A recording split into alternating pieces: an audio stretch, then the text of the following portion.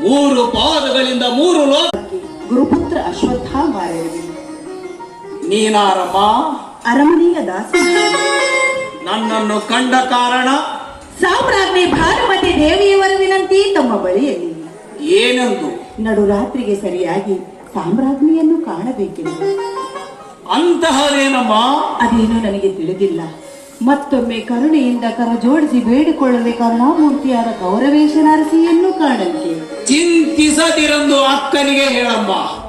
ಅಕ್ಕ ನಿಶ್ಚಯಂತೆ ನಡುರಾತ್ರಿಗೆ ಸರಿಯಾಗಿ ಬರುವೆನೆಂದು ಬೆಸಸು. ಬರುವೆ. ಬರುವವಳ